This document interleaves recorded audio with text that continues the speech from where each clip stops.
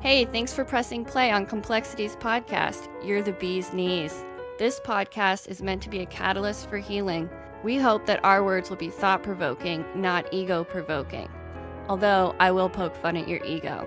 We'll also be discussing trauma and abuse of all kinds, neglect and mental health concerns and conditions, sex, drugs, rock and roll, alcohol, suicide, and probably religions and politics. It's likely that we'll cover most topics that have been labeled as triggering. We are not doctors of anything.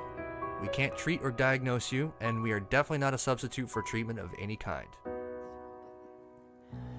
Welcome to Complexities Podcast. I'm Miss Complexities, and I'm here with my partner in all things, Patty Face. Hello. Episode number 6. What's love got to do with it? Is that what we're going to call it? I'm just going to keep coming up with as many song lyrics as I can think of throughout the episode. It's going to be great. Yeah, so it's going to be about love. Not just like the broad topic of love, but it's a lot harder when, like, theoretically, if you have complex PTSD, then you weren't really shown how to love, or maybe you weren't shown love in general by anyone in your life. So how do we expect these people who went through that kind of trauma as children, or that kind of abandonment and neglect as children, to grow up and have healthy relationships with themselves or other people? How are they supposed to love other people or themselves if they were never shown what love is? Yeah. This is going to be a tough one. Well, it sucks because, like, I haven't been able to find anything in the Pete Walker book, like, specifically about love. I think that it's kind of laced in with all of his stuff, but there's no, like, specific chapter about it. And then also, like, from my Google searches, it's hard to just find, things specifically relating to, I wasn't loved as a child, but now I need to figure my shit out. Like, I haven't found any blogs about that yet. Well, I think everybody's... So you just let me know if you're out there. I think that everybody's doing the same thing. Like, everybody's wondering. Nobody's giving any kind of solution, it seems. It seems Right. Everybody's asking the same. Here, I had a fucked up childhood. What do I do now? I don't know how to love. I don't know how to be loved. Right, so here we go. I'm about to fucking About to blow some minds. lay some knowledge down for you. Because you have it all figured out. Oh, definitely. So, to cover this topic, we have to go back. What is it, like 5 years? And we have to go back to the beginning of my identity crisis, which started when I went into treatment the first time. And they were like, oh, you have PTSD. You were abused and neglected as a child. And to overcome that, you need to accept it into your heart of hearts and know it to be true. Sure, easy. You got this. Right. So I spent 25 years completely disassociated from that. And then they're like, okay, they push you out. You're in there for 8 weeks. You get to a healthy weight. And they're like, there you go. Just go and conquer your life. So I spiraled. You weren't going into it thinking that you were going to be diagnosed with any kind of thing other than like an eating disorder, right? Like, right, we got you booked in that place because we were like, okay, you have an eating disorder. Let's go get you into an eating disorder clinic. Right. I mean, I always knew that my eating disorder wasn't like... It was deeper than just... Yeah, it wasn't what most anorexic eating disorders are about. They have some kind of weird name for it, but I don't know. I was told, like, my eating disorder manifested through as a coping mechanism for complex PTSD. Okay, so that's why I said it that way, because it was... So we I went in with into the this expected... I went into this eating disorder clinic, and I got to a healthy weight, and I did a lot of therapy, and they were like, okay, now you have to leave because you can only stay at the clinic for, as long as it takes for you to get healthy, and by healthy they mean at a healthy weight. Right. And then after that, you have to leave. So I left, and I immediately went into a 200-hour yoga teacher training. Right. Didn't we get you out a day or so early so you could start? I don't know. That doesn't matter. But So I went through all this really intense therapy, refeeding, and all that stuff. And then from that, I went straight into immersing myself into Eastern philosophy and yoga and that lifestyle of yogic living. Is that a word? It could be. And the best thing that came out of me going to my yoga teacher training, I mean, there was a lot of great things. I learned a lot, but at that studio was a therapist that I found, and she was wonderful. And through her, I'm pretty sure she's the only reason that I made it through my midlife crisis. So I went through, and I came out of the mental hospital with this idea of, with like, holy shit, I've been lying to myself my whole life, and this whole identity that I thought that I had is all disassociation. It's all fucking lies, that I've been telling myself to get through. So I did a lot of questioning. What was real? What was real about who I am? What was real about my life? And the main question I came to was, have I ever actually loved anybody? Have I ever actually felt love? Because if no one loved me as a child and no one showed me how to love, then how could I possibly have ever loved anybody? And I think that is something that so many people come to when they've gotten their diagnosis and they start to understand what happened to them, and they start accepting the abuse and the abandonment, and they start to realize the misconnections in their brain and how their brain has been reconditioned by trauma.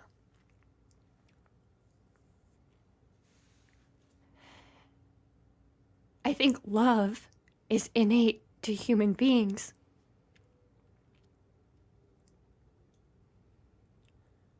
But what happens when the environment that you grow up in, is not loving, and you never experience love, or in my case, love is equal to abuse, and the people that you were born into, this family who tells you family's the most important thing,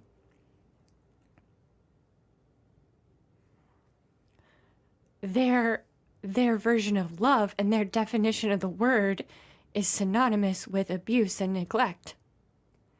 And you grow up and you think, okay, I'm gonna find a partner, and I'm gonna love myself, and I'm gonna go on this hunt for my soulmate. But your idea of love is not the definition of love, it's the definition of abuse. And then you go through some therapy and they tell you this and you realize, holy shit, I've been either lied to, or I've been lying to myself, or whatever the lies are, they start unraveling, and then you're just left with questions. Yeah. How do I love myself? How do I love other people? Have I ever loved anyone? How is it possible if no one ever showed me real love? Never seen it. It's never been demonstrated. It's never been given to you, and it's never been demonstrated in front of you. And I think at that point in my life, 5 years ago, I still believed that my family loved me. Well, everybody but your dad. Well, your dad. My dad believes that he loves me. And that's the thing, it's a fine line, because these people, they believe that they love you. Well, most of the time, sometimes they flat out are like, I hate you. You're the worst thing that ever happened to me, depending on your trauma. But in my particular case, my family believed that they loved me. They were in the same delusion that they were showing you. Exactly. They So, were in an and abuse they hadn't cycle woken that up. played out on them, and they were playing it out on me. They weren't woke. So, until a couple of years ago, I didn't realize that that the love that my family believed we had was really just another word for abuse and neglect and trauma. It is a fine line. So, and what I want to know is, what is it like to grow up in a family that the definition of love is actually love? Because I don't know what that's like. You're asking me? No, I'm asking the person behind you. There ain't nobody behind me. So that's what it's like to grow up in a Wow. family that love equals abuse, love equals trauma, or there just isn't love at all. You finally get to a point in your life where A, you either never face this shit, or B, if you're tuning into this podcast and want to know the answer, then you probably are at a point where you want to know how the fuck you fix it. Right. I don't know how to fix it. It seems like you were telling your story just now, and it was mind bending to me. Like we talked about this in another episode slightly, where you kind of have to. I think the word you said was reparent, and you basically came to this realization 5 years ago with the lady that you met at the yoga studio, right? And it's like you found all these realizations, and you have to start from scratch, 100% from scratch, like as if nobody had ever taught you anything. Right. So Yeah, I kind of felt and like now a you're- child having to learn it all over again. right, you're in your mid-20s where you're supposed to have already kind of been shown all this stuff, and it's supposed to be ingrained in you by now, and now you're learning it all for the first time. Who's going to show that to you? Who's going to demonstrate? Like me growing up, my parents showed us, whether they were trying to or not. They were showing us every day. And I mean, they weren't perfect, but they tried. And you could tell that they loved each other. And they loved my brother and I. And it was through little things that I'm starting to notice myself as a parent. It was even though you mess up with your kid and you say the wrong thing, you come back a few minutes later and you go, you know what? Daddy was wrong. I said the wrong thing at the wrong time. Those little course corrections that you probably never ever got, I think are part of the difference. What makes the difference, that fine line between not knowing what true unconditional love is in a family and knowing what it is. Because for the longest time, it's been hard for me to explain. Like, how do you explain that? How do you explain that bond that I have with my brother, where no matter how much time has passed, we can come back and just laugh at each other and have a great time, and it's all good? Or how do you explain, no matter what happens, I can fuck up, I can do something incredibly stupid, and my family still has my back. Even though they may not agree with what I did, they still have my back and they still love me.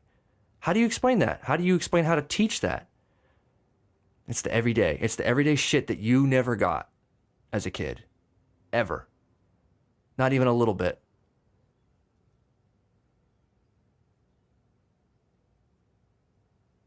I don't know how to bring that.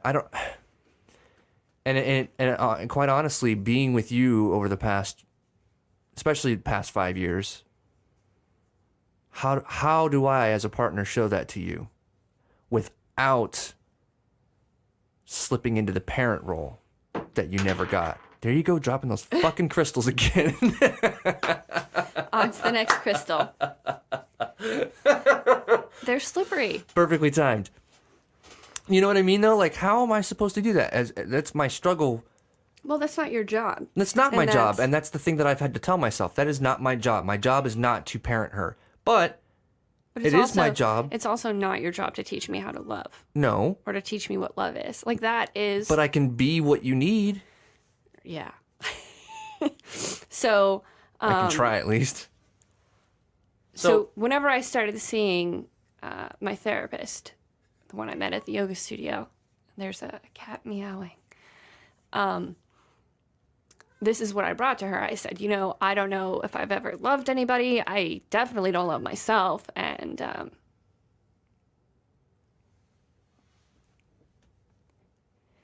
you brought this to her in the beginning or later on down the road? I mean, I think it was like a constant. It'd come back. It was a theme. Yeah, it was a theme. So at the time, and sometimes still, I question, how am I supposed to heal these things while in a relationship? Oh, sure, yeah. I've seen several different types of people going through what I'm going through this healing journey, and I've rarely met anybody who is in the place that I'm in. And that's in a marriage that's not completely awful. Having a successful relationship with their children and with themselves. And I mean, I'm not saying I'm perfect, but the types of people that I've seen who are healing from these types of things are single, usually. They are focusing on themselves, or they have gotten out of whatever commitment they were in so that they could focus on themselves. And I am not judging anyone. And honestly, for the longest time, I was very jealous of those people. Oh, and yeah, I mean, you've said it to me plenty of times, that you felt that you should be on your own, to be able to focus on what you needed to focus on. So this is what I brought to my therapist, and my therapist said, you have to make a choice, obviously, what you want. But she kept, endlessly for years, trying to convince me that there was something helpful and healing about doing this kind of work while in a relationship. And it took me a really long time to accept that. And some days I don't. I'm just curious, was this before or after she met me? Because I'm charming as fuck. It had absolutely nothing to do with you. I know. So where I'm going with this is that when you are an adult and you have gotten the diagnosis, or you think maybe you do have this kind of complex PTSD, you have to decide, do I want to start healing? Do I want to bury this under the rug like I have been doing and continue on playing out the cycles? And what is the best avenue for me to do either of those things? You're talking about for people who are already in relationships? No, I'm talking about people in the world in general. So I think relationships are a perfect catalyst for realizing your trauma. You show me every day the things that are not healed within me, because you constantly fucking trigger me. Constantly. And that's okay. That's what I've chosen in this life. That is what I need. But it's also very difficult. And I don't think that it's for everyone. No. I think it's much smarter and easier and quicker to stay single, or put relationship with other people on the back burner so that you can focus on yourself. Because if you can't find the love for yourself that was never there, if you can't find the connection to yourself that was broken, then you're never going to find it with anyone else. And I know that it's like, I remember realizing this and having that fucking cliche saying like, oh, if you don't love yourself, you can't love anyone else and no one's going to love you.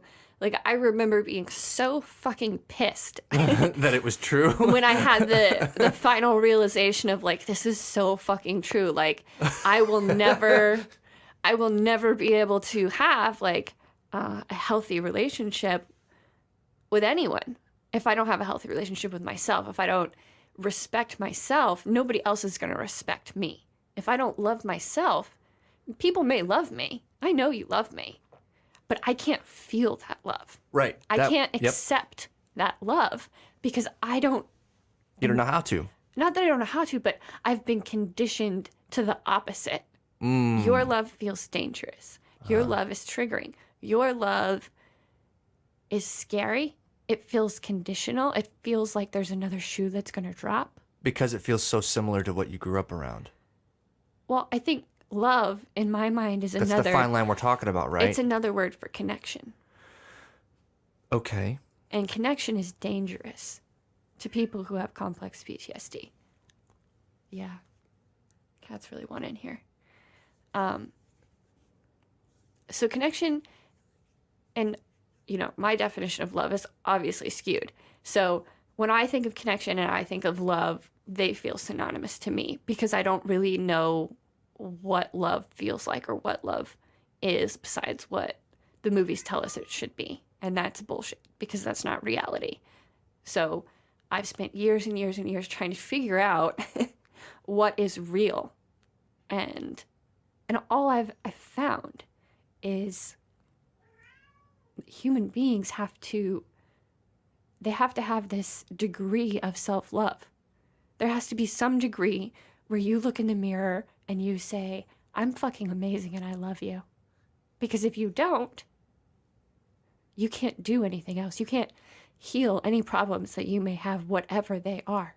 Because if you don't have that foundation of self-love and self-respect and connection with yourself, then you can't go anywhere in life.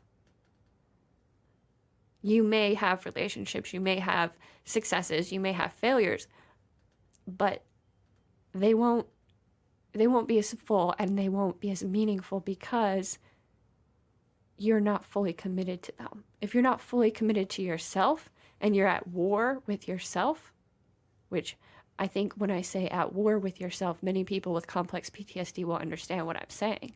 It's this silent war that you have in your head. And until you end that war with yourself, you're not going to be able to love anyone else. You're not going to be able to comprehend what love is until you reparent or reconnect or heal the broken part of you that never learned how to love itself, that never made the connection with itself. You have a connection with yourself. You have an identity. You have gratitude for the body that you've been given. You have some sense of love for your being because that was fostered in you as you grew up. Yeah. But for me, something happened and I never was taught. Like, I don't think it's as simple as teaching your children to love themselves. I think it has to be shown and nurtured. Yep. And when you're neglected and when you're psychologically abused, that connection never forms. Right. And so you have to make that connection later in life. So the answer is simple. If you want to have love in your life, if you want to have a successful partnership after trauma, you have to love yourself. You have to form a connection with yourself that was broken, whether it be you never formed it as a child, it was broken really early, or you had some sort of trauma at any point in your life that caused you to disconnect from yourself. This is broad spectrum trauma. Until you reconnect with yourself or form that initial connection with yourself, you can't love anyone else. You can't have a successful, happy relationship because you can't accept someone else's love if you don't love yourself. And I have watched myself do this. I have seen you and the kids and other people love me. But I can't fucking accept it for whatever reason. because my brain was conditioned not to. So you have to recondition your mind to accept love. So, I have a question, and I don't know how many people. I'm sure that the listener we had email us about this subject, I'm sure he might have the same question at some point. And I don't remember if he put that in the email or not, but so what's the difference? So why, aside from the obvious, right? You were already in this relationship. We already had 2 children. What was the ultimate reason to stick it out in the relationship? Was it just your therapist saying, hey, trust me? Or was there something in your brain that said, you know what? I am going to stick in this relationship? Because quite honestly, this is the advice you give, right? Normally, you talk to people who have this CPTSD and you say, hey, look, if you're not in a relationship, don't get in one. At least, I'm not saying that people with complex PTSD can't have successful relationships. I'm saying you heal within yourself first, and then you seek without. And I mean... And the answer to your question, it changes every day. So you want me to answer the question why I stayed in our relationship? Not that pointed. I mean, yes, but no. I mean, I don't want you to... So it seems like the advice, would normally be, if you don't have to be in a relationship, don't do it. But if you're already in one, I suppose, then you have to decide, not only do I want to be in this relationship, but is this the right relationship for me to be in, to be able to heal, right? You have to answer those questions. The people who are in a relationship already are going to go, they're going to listen to, they could listen to this and they could go, okay, well, what's so fucking special about you two? Why did she stay in that relationship? If she was with some other dude, would she not stay in that relationship? Like, what would be the reason for her to stay in this one and not another one? Or, well, I mean, because they're going to look at themselves and they're going to go, okay, I'm in this relationship with this person. Should I stay in this? Are they going to be able to handle me recovering from this? Am I going to be able to recover in this relationship? Should I get out of this relationship? So you're giving me a long-winded answer to the same question. Why did I stay in this relationship? I guess. I mean... So if you want to look back at my track record, I have pushed every single person away. Friendship, romantic, whatever. Uh-huh. That's what I do. Right. I get to a point in all of my relationships where I push people away. And that's how it was. So I tried to do this with you. I tried very hard, but also there was higher stakes. We were actually married. I couldn't just bail. Legally you own me. So I don't own you. On paperwork you do. So that was harder to get away from. And then there's the fact that I have children, and having children changed a very big part of my life because I know what it's like to grow up without a mom. And I refuse to force that on my kids. I refuse. So I tried pushing you away. I tried divorcing you. I tried making you divorce me. And none of it worked for whatever reason, because that's not what we were supposed to do. We're supposed to be here. And amongst my fucking meltdown, my midlife crisis, I tried all of these things that I would normally do in relationships to get away, and they didn't work. Because that's not what I was supposed to be doing.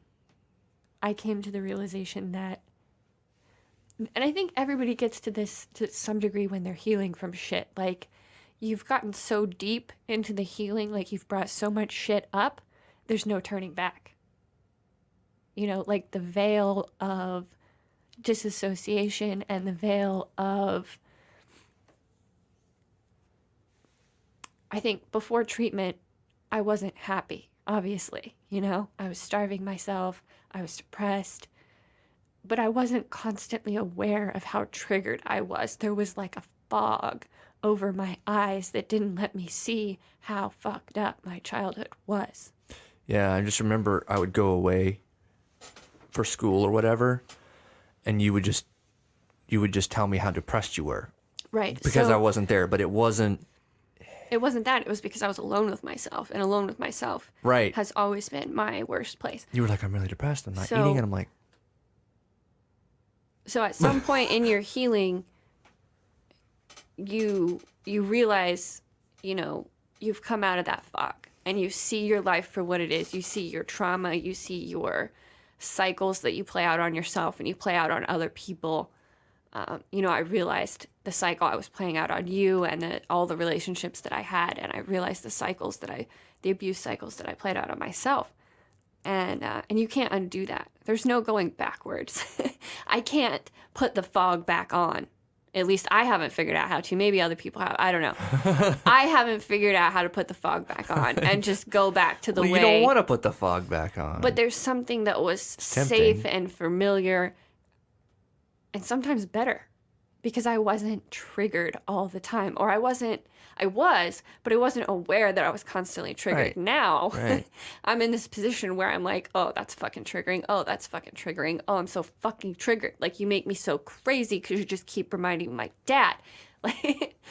And being in that place fucking sucks. So what you do is you look at your life and you say, A, I can go back to the fog, but you know the truth now, so how the fuck are you going to go back? And then you say, well, I could sit here in this pit of all the shit, all the pain. It's here. I've brought it to the surface and it's attacking me.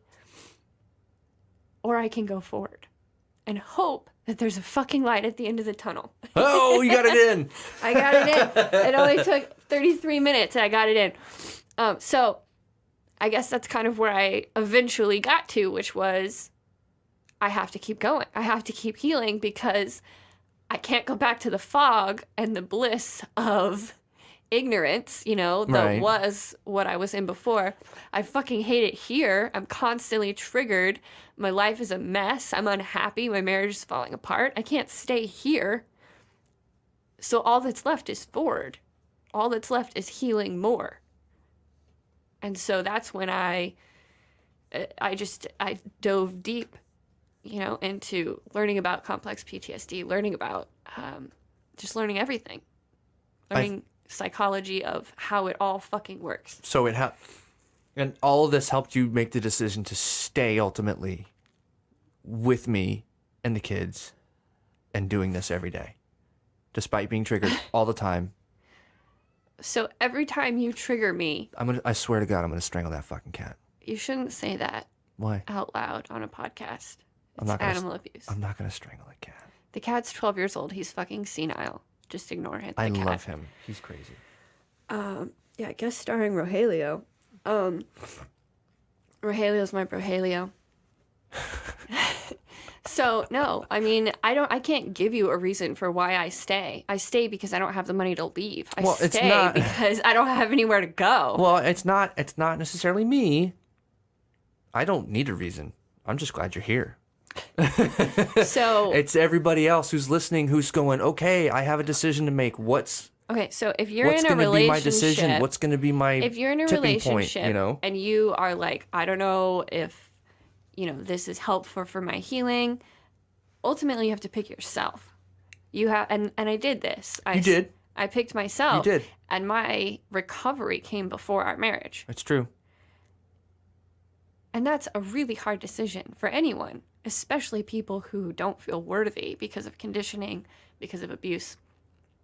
So first you have to look in the mirror. You have to say, what's most important in my life? I'm most important in my life. That's the fucking answer. If you don't look in the mirror and you don't see that you're the most important thing in your life right now, you're not gonna survive, because you can't give if you're not giving to yourself. And I know it's another fucking cliche that I actually really hated when I came to this realization, but it's true. I can't be a mother if I'm giving everything to my kids and never taking care of myself. I can't be a good partner if all of my affection and love and joy goes to my partner and none of it stays for me. That I'm just going to be cranky and unhappy all the time. Right. I'm going to end up back in the eating disorder clinic. So, I remember so you that's telling the me. first step. Yeah. You know, you have to decide, is this relationship with the other people in my life, is it a toxic relationship? Are they bringing me down? Are they reminding me of my trauma? Are they perpetuating my trauma? Are they enabling me to continue abusing myself and other people?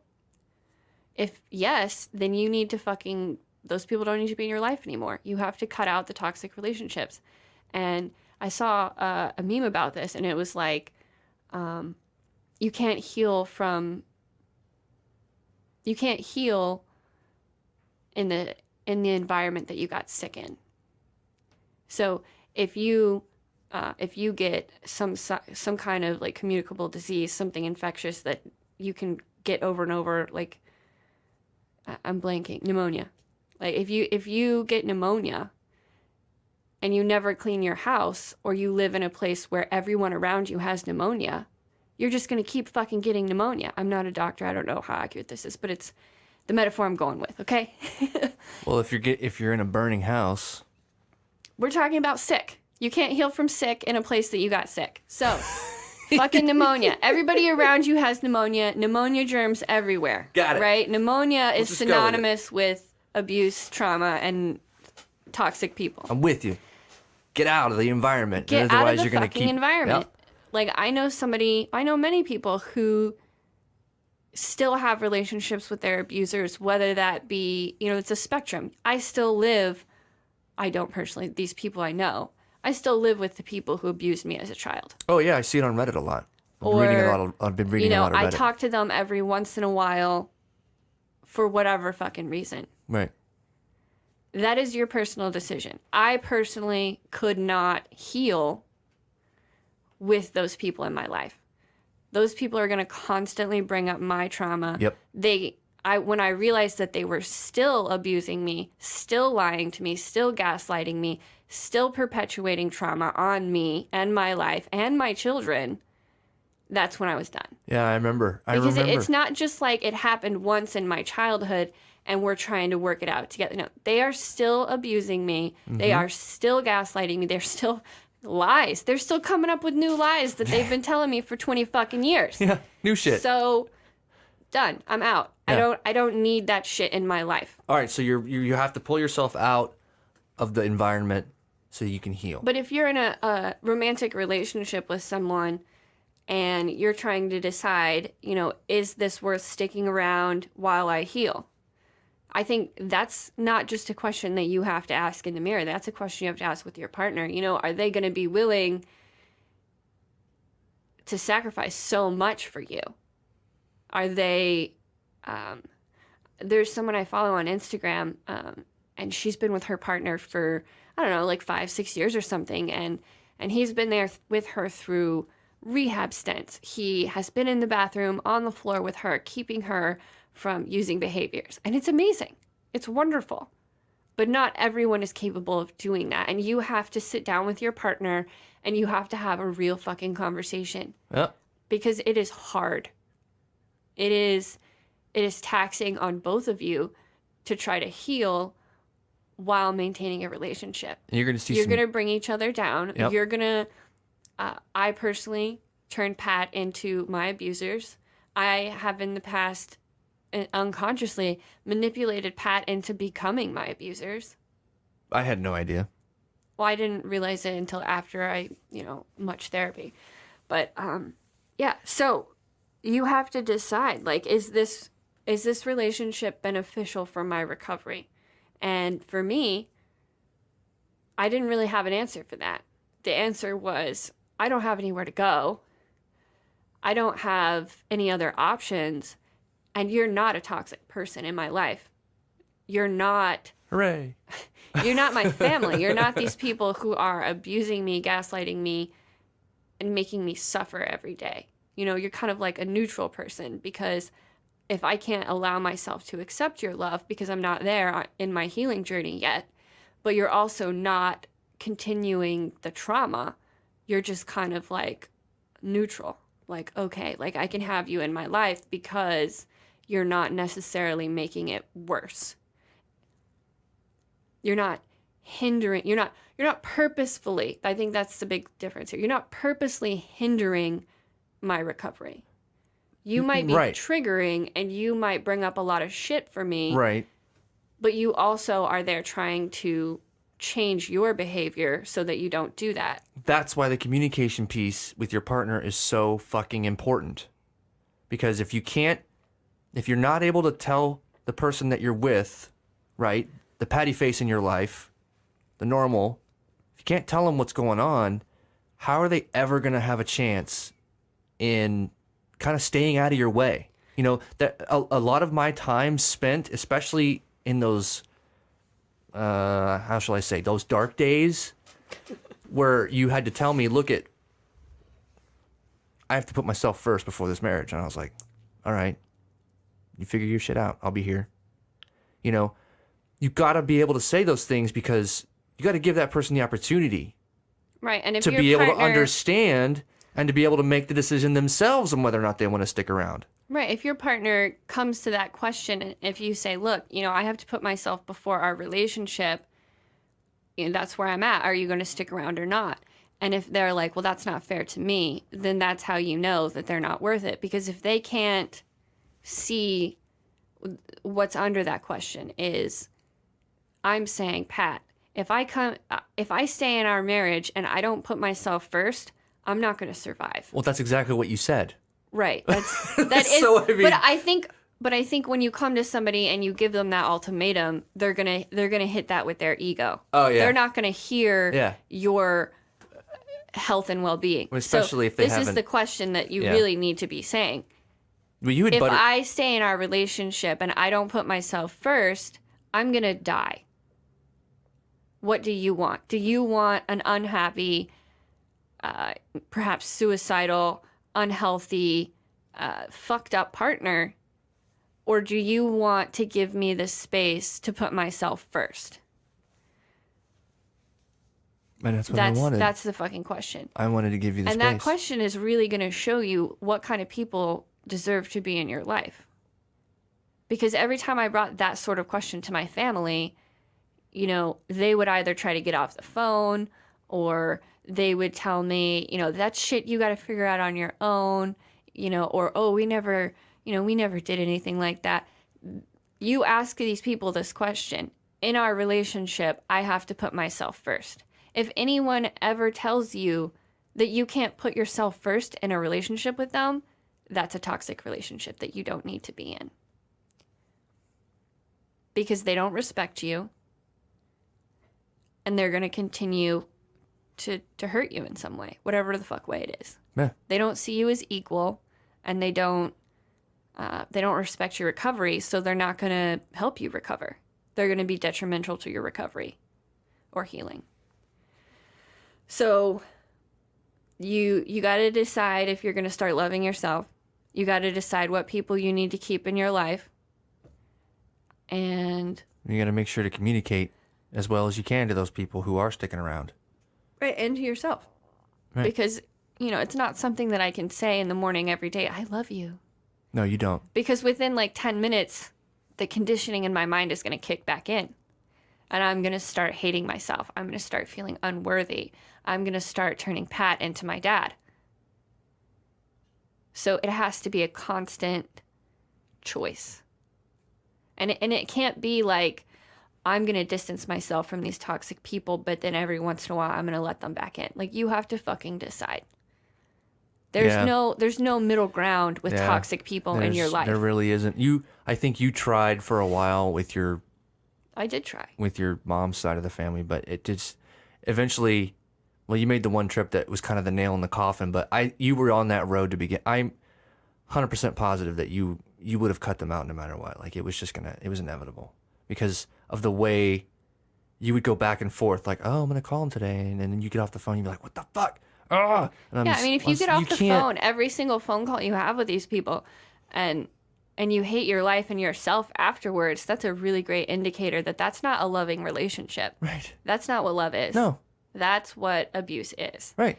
And you know what happens when I get off the phone with my parents? I'm either really happy, right? Like, oh, I had such a great or I'm like really thoughtful, like, man, like if I was talking about something really serious with them, usually if I don't feel incredibly happy and satisfied with the conversation, it's usually like, wow, I wonder, they really make me think, and they make me but not in a work negative way. Not in a negative way. Usually work for myself. Like, okay. Not in a gaslighting, Not in a questioning reality gaslighting type of No, way. not at all. It's always like, okay, maybe it's usually like some really good, like, hey, don't forget, think about this, you know? So for those of us who don't have patty-faced parents, I was at my kid's karate class a few weeks ago, and there's this woman there who I've actually started wearing headphones when I go to the class because I just can't handle the way she speaks to her children. It makes me want to follow her home and report her address to CPS. Or what is it? Child Protective Services? Yeah, CPS. All right, whatever. Anyway, she's fucking abusive parent. It makes me crazy. I hope she's listening. She's not listening because she thinks she's doing the right thing. Right. And guess where she's from? Fucking Texas. Oh, I think I've seen them before. Yeah. Anyway. She's got an accent. Yeah. So, not saying that people with accents are abusive. I'm just saying that abusive parenting is rampant in Texas, in the South. It's rampant everywhere. It is. But anyway, so this woman, her 2-year-old, got to be at least 2, maybe less than 2, in her words, was acting up. I don't really think he was acting up. He was just being 2, you know, and we were in a closed space for 45 minutes. Kid's going to be a kid, you know? Mm-hmm. So she grabs the kid and she says, I don't care who's around. I'll beat your ass, or I'll beat your butt. And I just kind of looked at her, and then she put her arms around the kid and said, I love you. And yes, the way that she grabbed her kid and said she was going to beat his ass no matter what was awful. But the really fucking disgusting part of this is she threatens to beat her child, and then she hugs him seconds later and says, I love you. So you're teaching your toddler that that is what love is. So this little boy is going to grow up to beat his fucking wife and tell her that he loves her. He's going to beat his kids and tell them that that is what love is. That is how the fucking cycle of abuse plays. And that is why we all don't know what love is. Because our parents told us that their abusive behavior was love. Because their parents told them that their abusive behavior was love. And unless you were magically born to patty-faced parents, that is what your definition of love will be too. It has to stop. You have to recognize the cycle and break it within yourself so that it doesn't continue to perpetuate. It's all up to you, right? Yeah. It's you all have to about, break your own cycle. It's about the war that you play out in your head. You have to win the war. I think on a positive note, I didn't follow her home and report her. Well, That's positive, although I should have. I think on a positive note, anybody who's listening to this is aware at least enough to say, hey, I need to figure some shit out, and maybe these people have some answers, or maybe these people can at least point me in a direction. Anybody listening to this is gonna be on that path of discovery and saying, I need to fix some shit about myself. I need to realize some things about myself. I need to break my cycle. Right. And So the that's only good. way to do that is shining the light on it. You have to go to therapy. You have to recondition your mind. You have to change the definition of love in your life. And if you're like me, you have no fucking clue what love is. You have to find out what positive love is. I'm a history nerd. You have to go back before it was tainted with abuse. And I'm telling you, it was a long fucking time ago. This marriage, this idea is something that's happened within the last 100 years. People never used to get married for love. That was not a thing. Oh, come on. History nerd. But you have to go back before all of the Valentine's Day sales, $1 million wedding bullshit. And you have to, and then what you get is people who get married for, monetary reasons or security. And that's not fucking love either. No. A lot of those people say that they grow to love each other eventually. But I think as a society, and in the last however long that we've been mating, because of these things, these ideas that society tells us, you need the $100,000 wedding, you need the big ring and the fancy dress. And then before it was for security, before it was for money. It's not real love unless you propose in front of 10 million people in some crazy uber romantic way that nobody's ever thought of before. You have to find out what primal love was like. What was the love that happened between our species before it was corrupted by trauma and greed? Yeah. Because I think, I was just about to say, I think there's so many unrealistic expectations of what love in a relationship should be nowadays. You know, oh, he's never going to say anything that hurts me. Bullshit. I'm going to say shit that fucks you up and is going to piss you off. It's going to happen. How we respond and handle it afterwards is the love part. So there's this... I'm going to hurt you. It's going to happen. You're going to hurt me. It's going to happen. And how we decide to handle it going forward. Because the love part is the choice. I decide, oh shit, I fucked up. She's hurting. I see she's hurting. I'm going to go try to make it right. I fucked up. Well, you know what I mean? Don't you agree?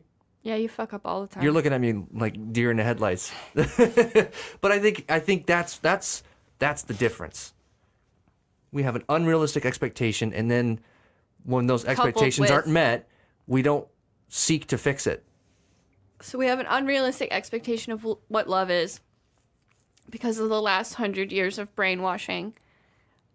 And then we also have a skewed definition of what love is because of the last however many thousands of years of violence and trauma. So the real question is, as a species, have we ever been able to love? This is going to take you to things like racism and war and violence. And this takes me back to the rant that I always go on, which is until we break the cycle of abuse that we play out on our children, we are going to be a traumatized, violent, hateful society. Well, think about this. Even normal people like myself. You still have... You are not directly... I mean, I was a little bit to here and there. Now that I'm thinking about it. Most people are not taught to love anybody outside their family. Think about it. Exactly. You don't come to your friends... Most people don't say, okay, get off the phone with your friends. Parents don't teach like a Buddhist sense of compassion. No, you don't love... You don't say, I love you to your friends, for the most part. There's a difference in saying I love you to your friends and respecting all individuals. Right. But people aren't taught to love everyone. Right. People aren't taught compassion. Yeah. And unless you grew up in a Buddhist monastery throughout the ages, nobody's been taught those things. I like to believe I was taught some compassion. Yeah, I think you have. I think you have an average sense of compassion, but you don't have a Dalai Lama sense of compassion. Are you sure? I'm pretty sure. I watched his movie. I follow him on Twitter. You watched his movie? Yeah, I actually watched it with your parents. Did you? When was that? I don't know. You were away. That sounds like me. It was a while ago. Anyway, but it's true. If we don't. This is how we break the cycle. This is how we teach the real definition of love. This is how we understand the real definition of love. You have to take away the brainwashing by society. You have to take away the abuse, break out of the abuse cycle, and learn to love yourself. before it's made illegal. But I'm serious. So much. That'll be the next thing, right? People marching so they can marry themselves. I'd do it. So you can get the tax break for yourself. No, Marrying so yourself. so that I can just have time for me and focus on myself. Nobody does that. You know, I follow a lot of like spiritualists and healers, quote unquote, and they're all Single. no, they're not all single, but they all have different perspectives on love and relationships. They're not all the same. Not the same thing, just said different ways. No, I'm not saying that individually they have different views on it. I'm saying that they have a different view on love and relationships than what is spewing out of the Fox News and what is in the storybooks and what we've been raised to believe. You have to evolve your thinking to a world compassion, to a me, my neighbor, my partner, my kids, my dog, whatever. We are one. We are equal. We are worth loving. Right. Like you were saying, that's not taught. No. We're not taught to love ourselves, and we're not taught to love the homeless guy on the corner. You know, I don't know where I got it, but I know where I've read it. I'm sure my parents taught this to me on some level because it was innate to me by the time I did read it. And I think it's a Buddhist thing, but one of the things that always helps me... You mean a tenet of Buddhism? Sure. Okay. What did I say? You said a Buddhist thing, and that just kind of diminishes what Buddhism is. Wow. Yeah, I'm just... Okay. I'm just using language the way I know how. It's a Buddhist thing. So anyway, what I do is I try to take it a step further than most people would. Where, say you're walking down the street and somebody bumps you on the shoulder, a lot of people are going to, or says something mean to you. That's even better. Say something mean to you. Yeah, you don't punch them in the face. You don't punch them in the face. Boom. Level 1 met. Level 2 is, why the fuck did they say that to me? It's probably a reflection. It's not probably. It is Right? a reflection. That's level 2. Level 3 is, well, maybe they're having a bad day. Level 4 would be like, well, maybe something like somebody broke their heart today, or maybe something bad happened at work today. And you just keep going down these levels, thinking of all these reasons why they would have been all of a sudden been angry so much to say something mean to you. They probably have trauma. And by the time you get down to all these different levels of why, you know, maybe they said what they said, you're not even bothered by it. You don't care because you're going, man, you already feel compassion for that person, going, man, something happened to that person today, and Or it sucks. throughout their life. And something happened, and they whatever happened, it blew up on me, and it has nothing to do with me. So So that's totally an easy. agree. That's Yes, such a great compassion. way of having compassion. And most people don't go that far. They don't go past the first level. Somebody says something mean to you, and the first thing you want to do is punch them in the face, and that's it. Problem solved. Or yell at them. Or yell at them, or be angry back at them, and you don't even know why. There's no reason. And people ask me all the time, "How are you such a calm person?" I get that a lot at work. Like everybody just thinks I'm, I don't know what, some sort of hippie. And I'm like, dude, I don't get angry because I think that far down the line. Well, that's the issue. People don't think. I always think, oh, maybe this person had a bad day, or maybe this and that, and maybe, who knows? I don't know what's going on in that person's life. All I know is they said something mean to me, and why should it bother me? So I am reminded of something that I did, and I still like to do it when I'm having a bad day, when I'm not. I do that with you all the time, by the way. I'm sure you have to And get through life with me. Sometimes I just have to ask you, what the fuck? What's wrong?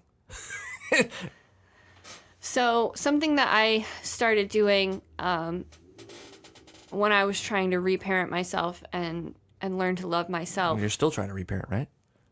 Always. That's what happens when your parents are shitty. Fuck Phil. You said it early. So, let me get this thought out. All right. So if you are at this point in your life where you're like, I need to fucking learn to love myself. I need to Learn to be loved? learn to allow love, and you're just trying to let love into your life, and you're like, oh, I need a partner and I need a relationship. No.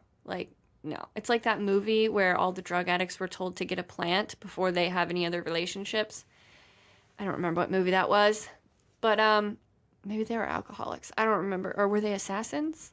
Wow, this could be, I don't know if anybody's going to get this, but Ooh, maybe they were assassins. you remember, right? And they're trying to I think it was that first movie that Natalie Portman did. Was it? This is off topic. Oh, shit, The Professional? Anyway. Professionals? Leon the Professional? If you want That was a cool to movie. bring love into your life, start volunteering. Do charity work. Go and work at a homeless shelter. Go and work at an animal shelter. Organize something that is going to allow you to put compassion out into the world. Got to really try hard at it, though. There are a lot of people out there who volunteer and do these things just so they can tell their friends they volunteer and do these things. Well, it doesn't matter. You're still getting the positive energy of it. The positive energy's out there, but in order to really benefit from it, though, you have to be able to see. You have to see down. I don't know. I just don't really see the people whole. who have like Don't you? self-worth issues and that hate themselves going to volunteer just so they can tell their friends to volunteer. That sounds like somebody who has low self-esteem and lives through their ego. Those are two different mental mindsets, in my personal opinion, in my humble opinion. So bring in compassion into your life. And I think a lot of people who are, they've never had love in their life, and the natural inclination is, I need to find a partner. I need to get married. I need to have a family. Because this is what society tells you you need. Well, that's how you felt. It is. You and felt I you was needed wrong. to be. You felt that I was going to fix I you, was wrong. and that having kids was going to fix I you. was and, wrong. Right, I know, but I'm You are wrong. That is not what you need. Right. You need compassion for yourself and for others. So, charity work, fundraising, volunteering, bringing in positive, healthy relationships into your life. If you go work in an animal shelter, I know a lot of people who are healing from trauma, and they find so much healing by going to work in an animal shelter. How about working on your fucking road rage? Why are you trying to get us off topic? I'm just saying. That's another way to work on your compassion. I lost my train of thought. Working at animal shelters. You know people that work there, they get a lot of compassion. Because animals have innate compassionate love. They're not going to be toxic relationships.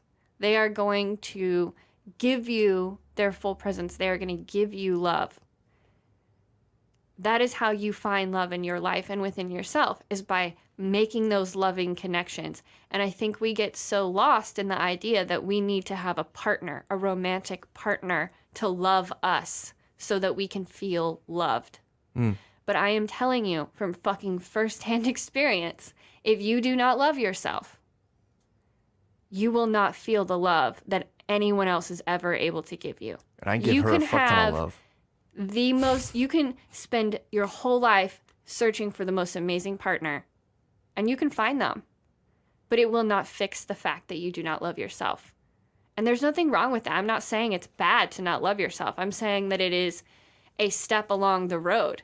If you were abused and neglected as a child or an adolescent and you have complex PTSD, that connection is broken in your brain and you have to fix it. And it's that simple. If you don't fix it, you're not going to have love. You're not going to experience love. You're not going to accept love from other people. I physically have been unable to understand or to feel the love that you give me sometimes.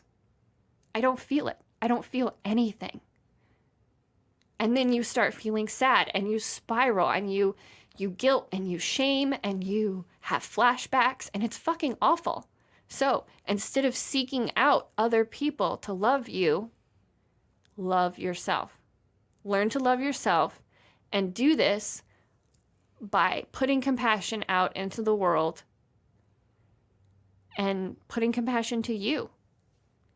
If you constantly avoid yourself and you're constantly running away from the fact that you don't love yourself for whatever the fuck reason, no one will ever be able to make you feel loved. They may be able to love you, but you won't be able to accept it. And you won't be able to get the joy that it brings. Yeah.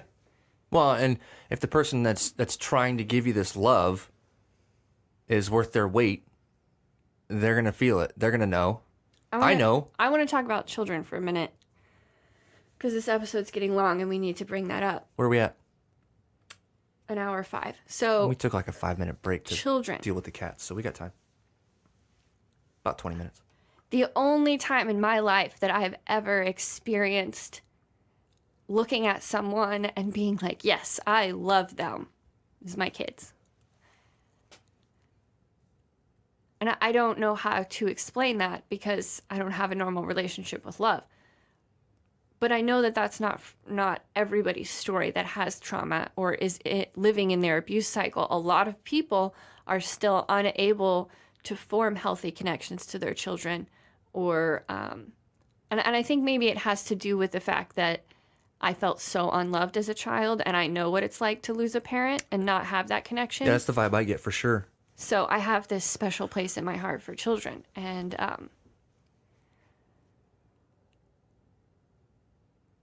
so many people, I see it time and time again, do not love themselves. They are broken. They are, and when I say that you're broken, I'm not saying like it in a negative way. I'm saying it in a scientific way. The connections in your brain and your heart and your reality didn't form the way they were supposed to. They aren't connected. Your brain is conditioned to not function in a patty-faced way, in a healthy way. The connections were broken. They were not healed, or they were not fostered the right way, or they were at some point broken. So that's what I'm talking about when I say you're broken. I'm not saying it in a negative way. The connections in your mind were broken. You don't identify with yourself. You don't love yourself. And these things aren't your fault. You know, I don't want anybody's ego to be like, well, I'm the victim. Yes, you are the victim, but you can't be the victim forever. And guess what? Your abuser's not going to fix it, so. Your abuser's not going to fix it. And when you're an adult, and I hate saying that, but it's true. But when you're an adult and you aren't with the people who are abusing you anymore, whether it have been a partner or your family, you become the abuser. So if you aren't in an abusive situation anymore, you're your abuser, unless you've healed your trauma. That's the fact of the matter. Right. Because your conditioning will make your mind into your abuser. Right. So when you start having children to fill that void, I want to have kids because it'll make me feel loved. I want a child because I don't have connections to anyone, and I will have that connection to another human being. That is not the fucking answer. That is a horrible plan, a horrible idea, and it's going to backfire. Yep. You're going to traumatize the child. You're going to break their mind. You're not going to have a healthy relationship with them. If you aren't healthy, how are you going to teach someone else to be healthy? And as a parent, your job isn't to feel connection to someone and to fix your fucking problems. Your job is to raise a functioning, healthy person. And if you aren't functioning and healthy, then you cannot have a functioning, healthy relationship with anyone, especially a child who looks at you like you are the center of the universe. Because you are the center of their universe. So this is my recommendation for people who have complex PTSD. Stop seeking a partner to fix your unhappiness. Start loving yourself. Go to fucking therapy until you fixed it, because you're just going to perpetuate the pain on yourself and other people. Do not fucking have kids. Stop popping out children to fix your unhappiness, because you are going to mutilate their minds, because that is what happened to you. You were a victim, but you're not anymore. If you're listening to this podcast, if you are going to therapy, if you are trying to heal from your trauma, you're not the victim anymore. You're taking control. You're a survivor. Stop acting like the victim and continue surviving and healing. Hard work. Yeah, it's not easy. I think loving after trauma is the hardest thing in the world. And I'm not there. Nope. Definitely not there. I think you're closer than you were, though. But that just could be my endless optimism. I have a last piece of my personal puzzle in connection and loving people, and I don't know if I'll ever overcome it, but I keep moving forward because there's no going back. And I personally hate all this stupid fucking cliche shit, but those things became cliche for a reason because they're true. You can't love other people if you don't love yourself. I fucking hate that. It's so stupid, but it's so fucking true. I hate it when a cliche is You just have to true. keep moving forward because you can't go back. It is cliche and it's stupid, but it is the fucking truth. So, yeah, it's the truth.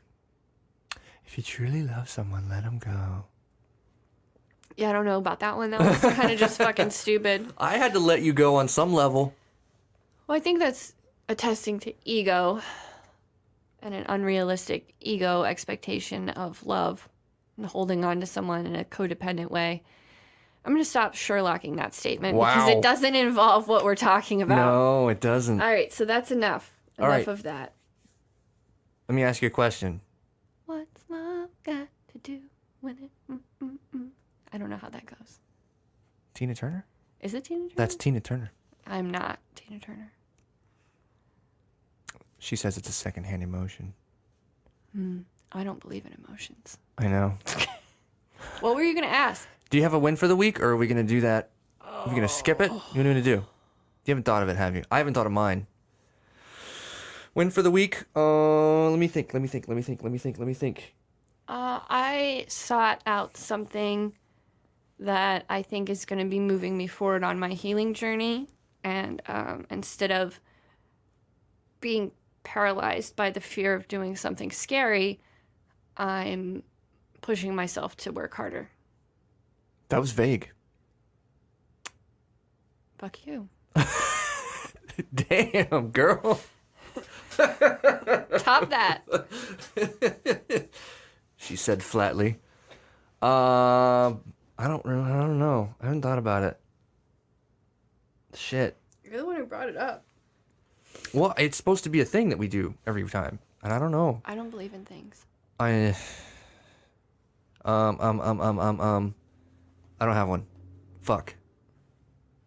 I'm gonna have to think about it. You did something good for yourself and invested in something you wanted. Shoes? Yeah. I did. Yeah. You chose yourself. I did. Yeah. And it's kind you're right, and that's kind of the way I had to frame it. Self-care. I don't do self-care very well, and I know that's something I have to start doing. And right now, the only way I've been able to really manifest it Hashtag self-care for Patty Face. is to pull the trigger, because I got to the point, okay, short, brief story. We don't have time for brief stories. Yeah, we do. Before she and I met, I used to go out and I spend money, and I did a lot of self-care. Too much self-care, to the point where I was broke all the time. You were frivolous. I was way frivolous. Really expensive taste. Fast forward, I meet her. She teaches me to be incredibly fucking Cheap. cheap, we'll say. In a polite way. Yeah. And so over the years, I've lost it, right? And so now I go and I look at things, I go shopping, I look at clothes, and I feel bad. I don't want to spend any money on myself, ever. I don't want to get a new shirt. And I that's don't want how to get you new know pants. that it's not healthy. It's out of alignment. Exactly. I don't want to get a new hat. I love fucking hats, and I don't want to buy them because they cost money, and then I feel bad for spending the money.